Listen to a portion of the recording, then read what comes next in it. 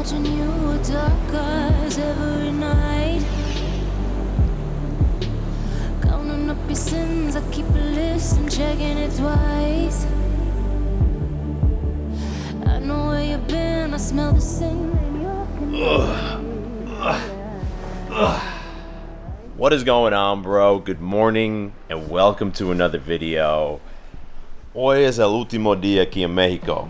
Today is the last day in Mexico, man.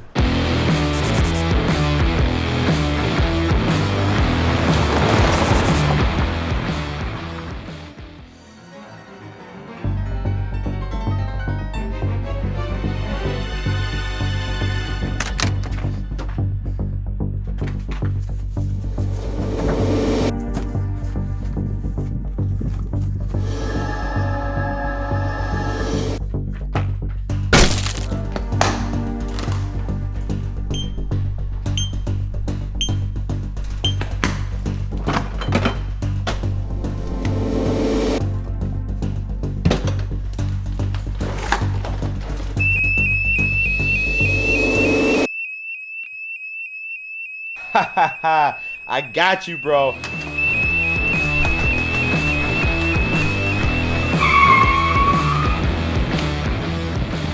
Guys, home security is not a joke. Like, you want your home to be safe when you're there, when you're sleeping, when you're off on vacation, and that's why I decided to partner with Simply Safe to be the sponsor of today's video. Simply Safe is an incredibly effective, reliable home security system that's gonna make sure that your home is safe. You just order it online or over the phone, it's gonna get delivered right to your door, and then you can set it up yourself in less than an hour, and from that point on, your house is gonna be professionally monitored 24/7. If anything happens, they'll even call the police for you. And bro, when I say it's an easy setup process, I'm not joking. Like, you're gonna get this box with all of your different sensors and items, and you just go through the house room by room, put the sensors where they're supposed to go, and they all link up with the home base station automatically, and boom, you're good. Obviously, you have your entry keypad, so when you're leaving the house, you just click away, and it's gonna give you a minute to leave the house before the sensors turn on. When you get back, you just enter your code, and you're good. On all the doors, we have these entryway sensors. If I open it up, you'll see it blinks to show that it's working. I'm gonna close that. Down here, we have a glass break sensor. This actually picks up the frequency of glass breaking in case someone was to try and break a window. So if you've been worried about your home security,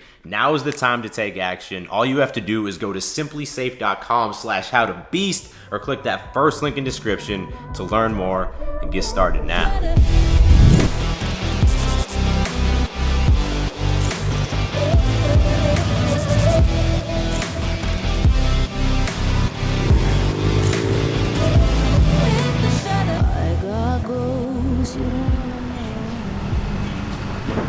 The strangest thing just happened to us. We were driving on a moped outside. A police officer stopped us and told us we had to put on our cubrebocas. We had to put our masks on. It was very strange. What? Pues, ¿podemos llenarlo? Filled up, ready to go. And this is the first time we've had a moped where the speedometer is working and the gas meter. I feel safe on this one.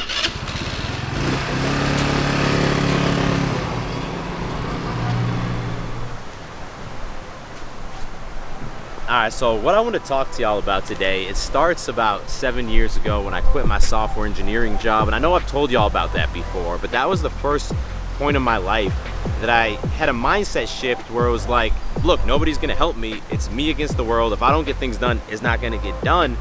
And at that time, a day in my life looked like I would wake up around 7 a.m. From 7 a.m. to 10 a.m. I'd be, on my computer working on my blog or self-publishing ebooks. I was trying to make money online.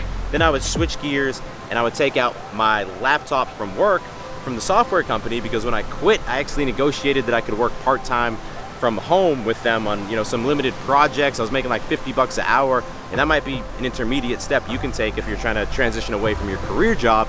I would work for them for 4 or 5 hours, then I would head into the gym around 3 p.m., get a workout in, and then I was a personal trainer, and I'd work till about 9 or 10 p.m. training clients. I was making some cash with that. Now, I also love doing it. I just fully embraced this mindset of hustling my ass off, and I started to realize, yo, I can accomplish all of these different things all at once. And it's what led me to grinding up enough money that I could quit the software job and the personal training job and just focus on building my own brand. And it's what eventually led me to YouTube. And I was just a kid who had no idea what to do. I picked up a camera and I taught myself how to film and edit videos with nobody's help. I just watched a bunch of videos on how to do it, and I made video after video after video. And it was like about 8 months after I started YouTube, I started seeing, oh man, I'm getting 1,000 subscribers a day. This is ridiculous. This mindset of hustling my ass off is amazing. But like, I didn't realize at that time that I was actually setting myself up for some pretty serious problems down the line.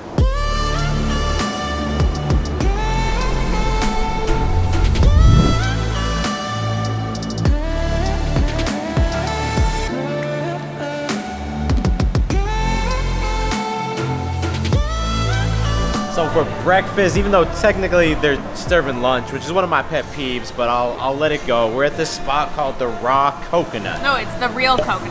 And the reason I picked it is because everything is gluten-free here, which is really hard to find in Mexico. I'm having a lot of trouble. We got some fish and chips. No idea how this fried fish does not have gluten. We got chicken tacos on corn. We got fried fish tacos. And most importantly, take a look at that view, bro. I haven't had fish tacos, fried fish tacos. I don't know how long, 2 years. David wants a score, 11 out of 11. Which would technically be the same as 10 out of 10, but I'm gonna give it like 8 out of 10. It's real good. What? All right, so as the YouTube channel started to grow, I started to hustle harder and harder because I saw more and more potential. I invested more money into camera equipment. I spent more time thinking of different editing techniques and how to structure the video. And naturally, you get to a level where you're like, okay, now I have a large audience, 100, 200K. I'm making a little money from sponsors. I need to work on my own products because, hey, I'm investing more money into the business, so we need the business to grow. And that's when I started coming out with, beast mode bulking, beast mode shredding. And a lot of y'all joined those. Those are some of my first fitness programs. Bold 30 was this 30-day, confidence building course where every day you went out and did a different challenge in public. And for all of those things, I filmed, edited, and planned out all of that content on myself. I built the members only website where all of this stuff was hosted by myself. It was hosted on WordPress, but like there was a lot of custom code involved in making it a members only website where you had to log in. And as you create, release, and sell more products, you get more and more ideas for how you can take things to the next level. Edge Clothing started a couple years ago. I knew nothing about clothing, man. I spent nights, sleepless nights, measuring clothes, measuring every last detail, trying to figure out different fabrics. I had to communicate with our suppliers who were overseas. And I'm not trying to sit here and brag about how hard I've been hustling. I'm trying to show y'all that it got to a point where I had no time. I had no time to hang out with Julia. I had no time to enjoy life myself. Every minute I spent thinking about or working on my businesses. Even if we were on vacation, I could barely sleep at night. And even then I was hungry to hustle even harder and grow it to the next level, which obviously was not possible. My life was starting to fall apart behind the scenes, and like I knew I needed help, but I didn't know where to go next.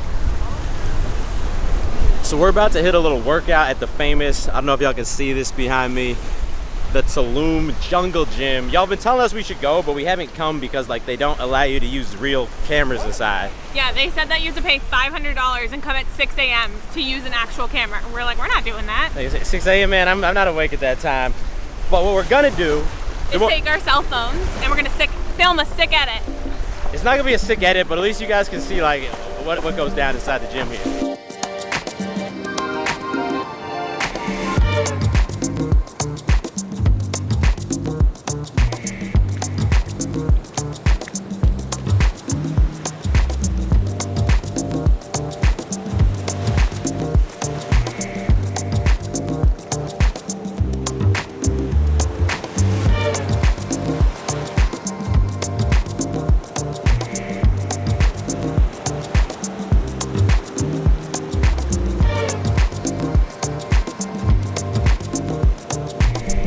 Gains, bro. Workout complete. What do you think? I don't know what the hype's all about. I didn't think it was that cool. I mean, it's pretty cool they built that all. Yeah. Like, I'm glad I worked out there once. It's dope. But yeah, going forward, I probably wouldn't go back. I'd rather work out at like a real gym with just full equipment and just get overall better workout. So I got to this point where things were developing well, but I knew I needed help, right? The first thing I did was I hired Julia to work with me full time, and that immediately relieved a lot of my pressure, right? She took over a lot of edge responsibility, a lot of customer service. Then I hired Vondre part-time to do my marketing. He took over a lot of the email marketing, the Facebook ads. I was able to expand into Facebook ads, which I hadn't done before. It was great. Obviously, y'all know I worked with Patrick, the videographer, for a minute, and that helped me add cinematic value to the channel, and I learned a lot about filming. But immediately, all that extra time and all that space in my head just expanded to the point where, again, I was drowning in work. But this time it was worse, arguably, because Julia was drowning too. Our relationship was suffering. I didn't know what to do. And that's when, and I gotta give Julia credit, she pushed for this. We hired Bethany full time, and that's one of the best decisions that I ever made. She absorbed so many of the tasks that were weighing us down across the board, and I was able to exhale, and for a short period of time, I felt great. I felt like everything was working great. But then what happened? Well, again, my mind had some space freed up inside of it, so it began to expand and think bigger. And that's when we started doing bigger and bigger edge launches. That's when the Beastly app came about. That's when we started, thinking bigger and bigger for each YouTube video, which is great.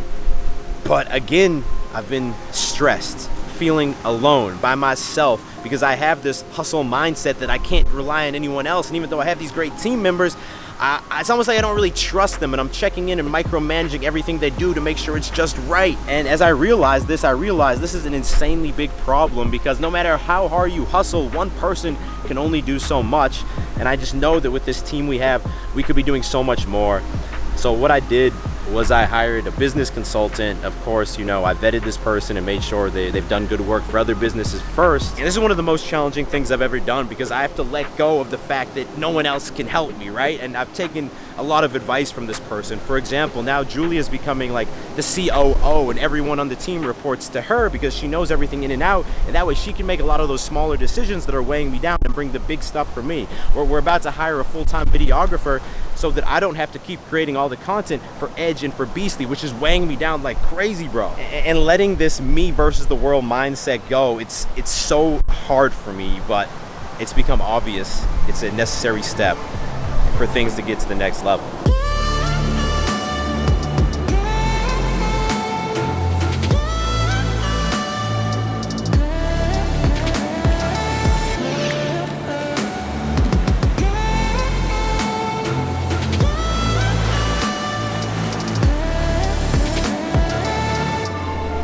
So you might notice, oh no. Oh. You might notice one of us enjoys going in the water while we're at the beach. One of us is wet, one of us is not. Okay, I like going in the water at the beach when it's sunny out. It's not sunny. Yeah, for some reason the last 2 days it's been like, the whole time we were here it's been amazing. The last 2 days it's gotten really cloudy at night and in the mornings. Also, I don't know if y'all realize, but you can't even see my bathing suit. But this bathing suit and the other one I've been wearing, I literally forgot to pack bathing suits. No, he forgot to pack everything. But specifically bathing suits I forgot to pack on a 2-week trip to Cancun, Tulum. It's probably I'm usually a really good packer. Like, usually she's the one who forgets stuff. But this has been my biggest packing fail ever. There's a few other key things I forgot to pack too. Luckily, the camera equipment was all here. Like, that's all I focus on. Like, is the camera equipment there? I can at least film videos. I can go buy bathing suits that look okay, because these have no stretch in them. So when I try and sit down, I feel like they're about to, my thing's about to pop out. You know what thing I'm talking about? Yeah.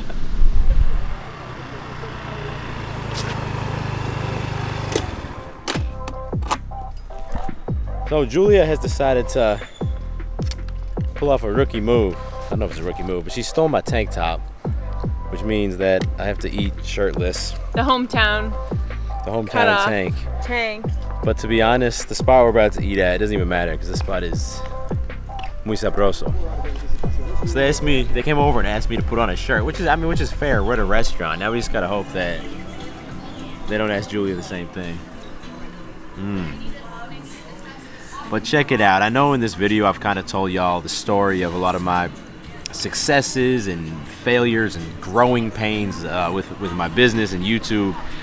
And I guess the point I'm trying to get across is that at first you need that killer mindset that it's you against the world, no one's going to help you out, because if you don't have that, you're never going to put in the crazy hours of work to create something of value, whatever it is you're trying to create, whether it's YouTube, music, some other product. But it's just something to keep in mind, because I think I had this false expectation that I was just going to, take over the world by myself. So it's something to keep in mind that if you're growing and if you're seeing success and if you're seeing your revenue increase, rather than investing money only into like more products and more tools that you're using, also consider investing some of that money into hiring people who can help you out. And maybe don't wait as long as I waited to do that. But it's, at the end of the day, business is a learning process. I think there's going to be ups and downs. There's never like a perfect ascension. So I don't know. I hope, my lessons, my struggles maybe help some of you out. So we got some tempura veggies. This is kind of how I use chopstick. I just stick it in. Let's go ahead and stick it in there, huh? That's kind of how I do get a lot of things done. Also got this salmon crunch roll, a little salmon. Had this before, it was dope, as well as a little chicken fried rice. That was delicious. It was good. We are gonna wrap the day up watching this new show we've been checking out on Netflix. It's called Who Killed Sarah, and es sobre una familia española viviendo aquí en Mexico, Spanish family living in Mexico. It's in Spanish. Usually Julie doesn't do subtitles.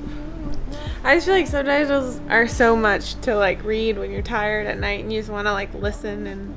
Yeah, but then whenever we watch shows that have subtitles, she's cool with it. This is a great show. This is like a 9 out of 10 show. You think? Yeah, no, it's like a 10 out of 10. It's a really good show. Anyway, I appreciate you tuning in, man. If you made it all the way to the end of this video, go ahead, hit that thumbs up button.